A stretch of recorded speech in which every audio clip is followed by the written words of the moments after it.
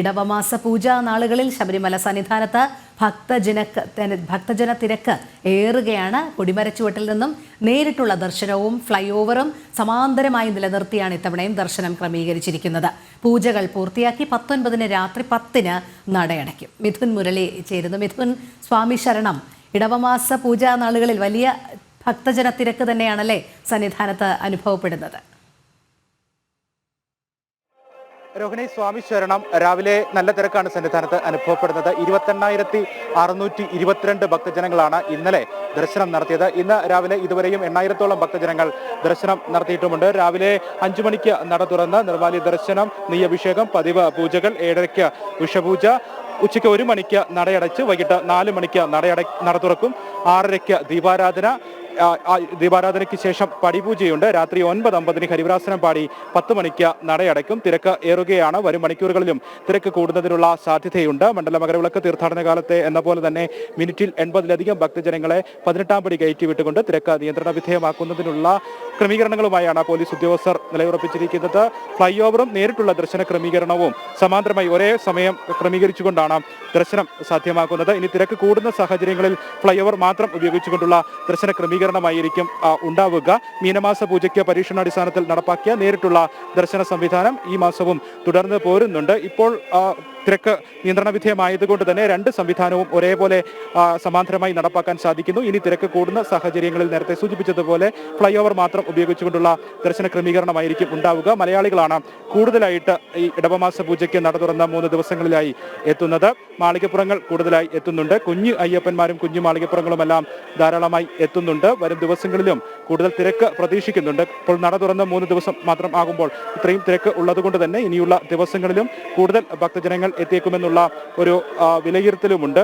എന്തായാലും കൂടുതൽ ചോറൂണ് ചടങ്ങടക്കമുള്ള കാര്യങ്ങൾക്ക് ഭക്തജനങ്ങൾ കുഞ്ഞുങ്ങളുമൊക്കെ ആയിട്ട് ധാരാളമായി എത്തുന്നത് മാസപൂജാ സമയത്തെ സന്നിധാനത്തെ പതിവ് കാഴ്ചയാണ്. ആ കാഴ്ച ഇത്തവണയും ഇടവമാസ പൂജയ്ക്കും കാണാം. കൂടുതൽ ഭക്തജനങ്ങൾ കുഞ്ഞുങ്ങളുടെ ചോറൂണ് ചടങ്ങിനുമൊക്കെ ആയിട്ട് സന്നിധാനത്ത് ഉണ്ട്.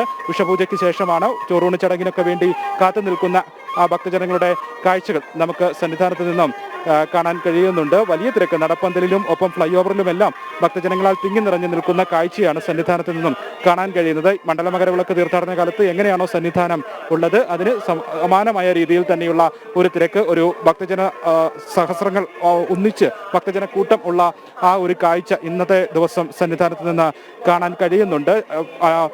ചോറൂണ് ചടങ്ങിനുമൊക്കെ ആയിട്ട് സോപാനത്തിന് സമീപം കാത്തു നിൽക്കുന്ന കുഞ്ഞുങ്ങളുമൊക്കെ ആയിട്ട് കാത്തു നിൽക്കുന്ന ഭക്തജനങ്ങളുടെ കാഴ്ചയാണ് ഇപ്പോൾ കാണുന്നത്. കുഞ്ഞുങ്ങളെയൊക്കെ കളിപ്പിച്ചുകൊണ്ടൊക്കെ കുസൃതി ചിരികളുമൊക്കെ ആയിട്ട് കുഞ്ഞുങ്ങൾ സന്നിധാനത്ത് നിൽക്കുന്ന കാഴ്ച എല്ലാ മാസപൂജാ സമയത്തും പതിവ് കാഴ്ച. ആ കാഴ്ച ഇത്തവണ ഇടവമാസ പൂജാ സമയത്തും കാണാം. കുഞ്ഞു മാളികപ്പുറങ്ങളും കുഞ്ഞയ്യപ്പന്മാരുമൊക്കെ ഉണ്ട്. അവധിയൊക്കെ ആയതുകൊണ്ട് കുഞ്ഞുങ്ങളെയൊക്കെ ആയിട്ട് അവധി തീരുന്ന സമയമൊക്കെ ആയതുകൊണ്ട് കുഞ്ഞയ്യപ്പന്മാരെയും കുഞ്ഞു മാളികപ്പുറങ്ങളെയും ഒക്കെ ആയി ധാരാളം ഭക്തജനങ്ങൾ എത്തുന്നു എന്നുള്ള പ്രത്യേകതയുമുണ്ട്. എവിടുന്നാ വരുന്നേ? മോളുടെ പേരെന്താ? എവിടുന്നാ വരുന്നേ? നിരഞ്ജന, തെള്ളക്കുഴി. അയ്യപ്പനെ കണ്ടോ? ഭഗവാനെ കണ്ടോ? എങ്ങനെയുണ്ടായിരുന്നു മലകയറ്റമൊക്കെ? സന്തോഷാണോ? സന്തോഷം, ഹാപ്പി, എൻജോയ്. മോളുടെ പേരെവിടെ? അവന്തിക. ഹാപ്പിയാ? മലകയറ്റമൊക്കെ എങ്ങനെ ഉണ്ടായിരുന്നു? അയ്യപ്പസ്വാമിയെ കണ്ടോ? പ്രാർത്ഥിച്ചോ? മൂന്ന് പേരും ഒരേ സ്ഥലത്തുനിന്നാ? കൂട്ടുകാരാണോ? ഒന്നിച്ച്. എവിടുന്നാ വരുന്നത്? തിരുവനന്തപുരത്ത്. മോളുടെ പേരെന്താ? മലകയറ്റമൊക്കെ എങ്ങനെ ഉണ്ടായിരുന്നു? തന്നെയാണോ മല കയറി? അതോ അച്ഛനെടുത്തോ? ഭഗവാനെ കണ്ട് പ്രാർത്ഥിച്ച് സന്തോഷത്തോടെ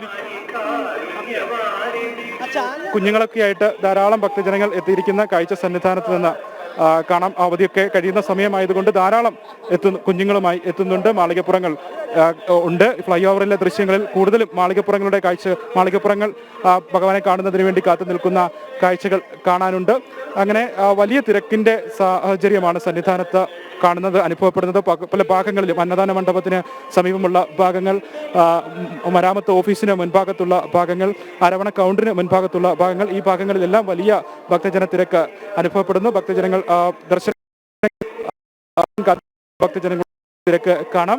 ഫ്ലൈ ഓവറിന് ഫ്ലൈ ഓവറിൽ നിന്നുള്ള കാഴ്ചയാണ്. സോപാനത്തിന് സമീപത്തേക്ക് അയ്യപ്പസ്വാമിയെ ഇനി ദർശിക്കുന്നതിന് വേണ്ടി ഏകദേശം നിമിഷങ്ങൾ മാത്രം ഉള്ള ഫ്ലൈ ഓവർ കടന്ന് സോപാനത്തിന് സമീപത്തേക്ക് കടന്നു വരുന്ന ഭക്തജനങ്ങളുടെ ദൃശ്യങ്ങളാണ് കാണുന്നത്. ഞാൻ നേരത്തെ സൂചിപ്പിച്ചതുപോലെ മാളികപ്പുറങ്ങൾ ധാരാളമായി എത്തുന്നു. മാളികപ്പുറങ്ങൾ കൂടുതലും ഈ ഫ്ലൈ ഓവറിലുള്ള ദൃശ്യങ്ങളിൽ നിന്ന് നമുക്ക് കാണാം. ഈ മാസപൂജ സമയത്താണ് മാളികപ്പുറങ്ങൾ കൂടുതലായി സന്നിധാനത്തേക്ക് എത്തുന്നത്, അയ്യപ്പ ദർശനം എത്തുന്നത്. അത് ഇത്തവണയും ഇടവമാസ പൂജാ സമയത്തും ധാരാളമായി എത്തുന്നു എന്നുള്ള കാര്യവും പറയേണ്ടിയിരിക്കുന്നു. എന്തായാലും 30,000-ഓളം ഭക്തജനങ്ങൾ ഇന്നലെ ദർശനം നടത്തി. ഇന്ന് ഈ സമയം വരെയും 8,000-ഓളം ഭക്തജനങ്ങൾ ദർശനം നടത്തുന്നു. ഇടവമാസ പൂജകൾക്കായി നട തുറന്നതു മുതൽ തന്നെ വലിയ ഭക്തജന തിരക്കാണ് സന്നിധാനത്ത് അനുഭവപ്പെടുന്നത്. കുഞ്ഞ് മാളികപ്പുറങ്ങളെല്ലാം അയ്യനെ കണ്ട് വണങ്ങുന്നതിനായി എത്തിച്ചേർന്നുകൊണ്ടിരിക്കുന്ന ദൃശ്യങ്ങളും നമ്മൾ കണ്ടതാണ്.